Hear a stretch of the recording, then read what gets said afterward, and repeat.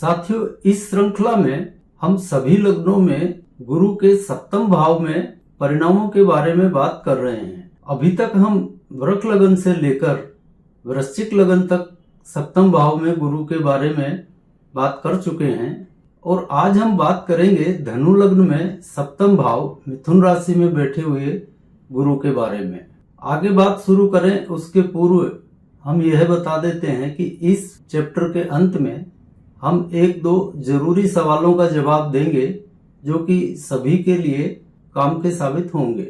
और कुछ लोगों ने मेष लगन में सप्तम भाव के गुरु के बारे में भी बात करने का आग्रह किया है, तो इस श्रृंखला के अंत में मेष लगन में सप्तम भाव गुरु के बारे में भी अवश्य एक चैप्टर किया जाएगा। तो अब बात करते हैं धनु लगन में सप्तम भाव में मिथुन राशि स्थित गुरु के बारे में।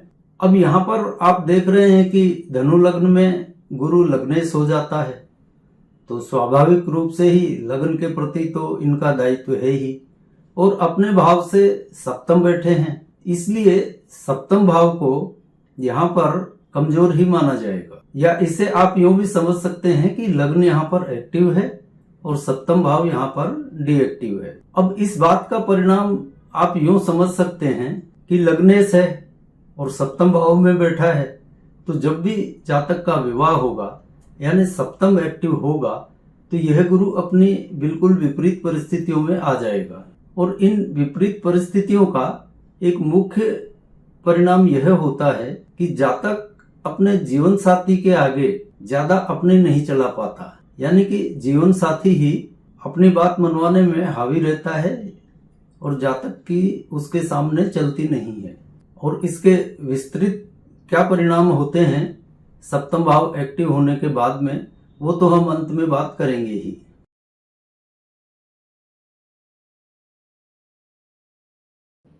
अब यहाँ पर धनु लग्न की कुंडली में ये मिथुन राशि में गुरु सप्तम भाव में बैठे हैं। अब सबसे पहले तो इनके एक्टिव और डीएक्टिव भाव देख लेते हैं। अब यहाँ पर गुरु की उच्च राशि कर्क अष्टम भाव में है, तो यह अष्टम भाव एक्टिव होगा, और अष्टम से द्वादश भाव की दूरी पर बैठे हैं तो यह द्वादश भाव भी यहाँ पर एक्टिवेट हो जाएगा।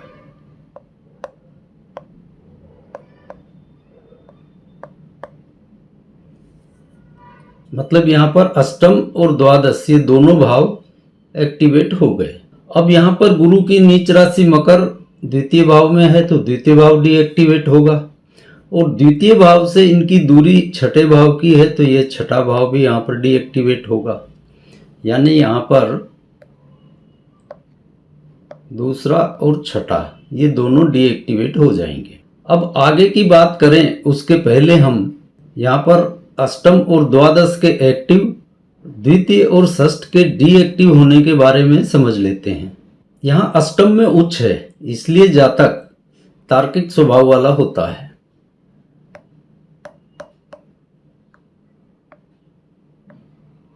तार्किक होगा, जिज्ञासु होगा और किसी भी बात की तह तक पहुंचने वाला होगा। और इसका कारण भी साफ है कि यहाँ द्वितीय भाव जो कि श्रद्धा का है वह डीएक्टिवेट हो रहा है। यह द्वितीय भाव यह डीएक्टिवेट हो रहा है और अष्टम एक्टिवेट हो रहा है, इसलिए ये तार्किक और जिज्ञासु होगा, श्रद्धा की मात्रा इसमें कम रहती है। अब दूसरी तरफ यह छठा भाव डीएक्टिवेट है और द्वादश भाव एक्टिव है, तो छठा भाव डीएक्टिवेट होने की वजह से यह जातक ज़्यादा सोच विचार में अपना समय नष्ट नहीं करता, बल्कि द्वादश एक्टिव है तो इसमें क्रियाशीलता अधिक होती है।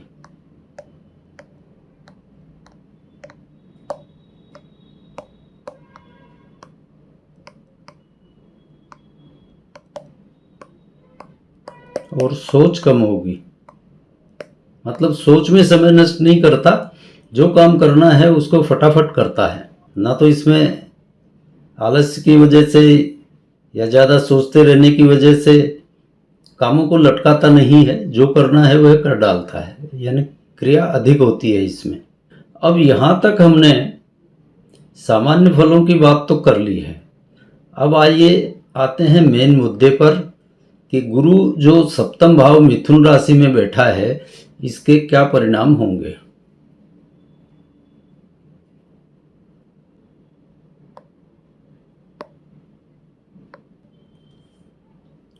अब यहाँ पर जब गुरु जातक का सप्तम भाव एक्टिव करेंगे, और सप्तम भाव एक्टिव कब होगा? जब उसका विवाह हो जाएगा।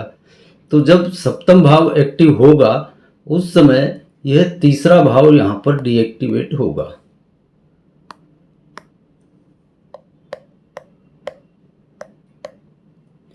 और स्वाभाविक है जब तीसरा भाव डीएक्टिवेट होगा तो उससे अगला चौथा भाव इसका एक्टिव हो जाएगा। कुल मिलाकर परिणाम ये होगा सप्तम जागृत होने के बाद में। तो अब इसको क्या परिणाम मिलेंगे वो देखते हैं। तो यहाँ पर आप देख रहे हैं सबसे पहले जातक का तीसरा भाव डीएक्टिवेट होगा। तो इस जातक में ज़्यादा रिस्क लेने की हिम्मत नहीं होगी, ज़्यादा हौसला नहीं होगा, ज़्यादा किसी से पंगेबाजी करेगा नहीं। और चतुर्थ भाव चूंकि बढ़ता है इसलिए यह शांत प्रकृति का रहेगा और पत्नी से भी ज़्यादा पंगे नहीं ले पाता। कारण वही है कि इसमें ज़्यादा रिस्क और लड़ाई झगड़े की आदत होती नहीं है, शांत प्रकृति का होता है, इसलिए ज़्यादा पंगे नहीं करेगा। मतलब पत्नी से या किसी से भी ज़्यादा पंगेबाजी करता नहीं है, शांत स्वभाव का हो जाता है। यहाँ चतुर्थ बढ़ने के कारण इसमें घूमने फिरने, यात्रा, भ्रमण, यारी, दोस्ती इन सब का भी शौकीन हो जाता है। नाते रिश्तेदार, सगे संबंधियों, इनमें उठना बैठना, मिलना जुलना, आना जाना, यानी अच्छी रिश्तेदारियां भी निभा लेता है और पूरी तरह से सामाजिक प्राणी हो जाता है।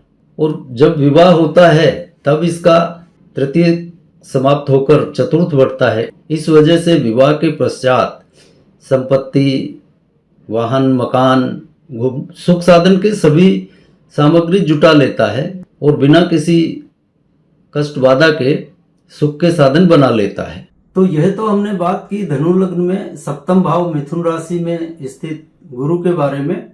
अब चैप्टर 182 में जिसमें हमने कन्या लग्न में सप्तम भाव स्थित मीन राशि के गुरु की बात की थी, उस चैप्टर पर श्री लक्ष्मी नारायण जी पारिक और श्री नगेंद्र जी नरूका इन दो के सवाल आए हैं और ये सवाल दोनों सिमिलर से ही हैं, इनमें कोई बहुत ज्यादा फर्क नहीं है।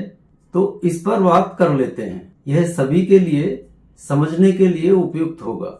अब यहाँ पर इसमें श्री नरूका जी लिखते हैं सप्तम से द्वादश पत्नी का छठा हुआ यानी व्यय, परंतु वो तो डीएक्टिव है तो वो व्यय कैसे करेगी, ये थोड़ा कंफ्यूजन हो रहा है। तो नरूका जी सूत्र यह था कि जब सप्तम एक्टिव होगा तब वहां स्थित मीन राशि यानी द्वादश भाव डीएक्टिवेट हो जाएगा। ठीक है, तो यह द्वादश किसका डीएक्टिवेट हुआ? जिस जातक की आप कुंडली देख रहे हैं, यानी कन्या लग्न वाले जातक का यहाँ पर द्वादश डीएक्टिवेट होगा। तो यह सूत्र लागू हुआ जातक के ऊपर।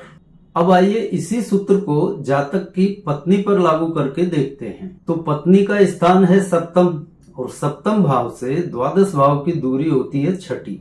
तो यहाँ पर पत्नी का छठा भाव डीएक्टिवेट होगा और छठा भाव है कृपणता का, कंजूसी का। तो यह पत्नी की कृपणता और कंजूसी को डीएक्टिवेट करेगा। तो पत्नी की जब यहाँ पर कंजूसी खत्म होगी तो स्वाभाविक रूप से वह व्यय अधिक करेगी, खर्चा करने वाली ही होगी। यह सिंपल सी बात है, इसको सिर्फ समझने की जरूरत है।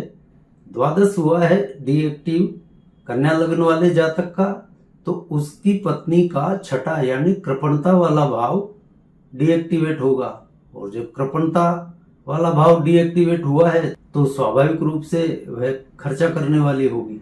तो आशा करते हैं यह बात सभी की समझ में आ गई होगी और अब लाइक, शेयर, कमेंट और ज्यादा से ज्यादा सब्सक्राइब करवाने की अपील के साथ ही आज के चैप्टर को विराम देते हैं और अगली बार मिलते हैं इससे आगे की बात के साथ। तब तक के लिए जय जय सिया राम।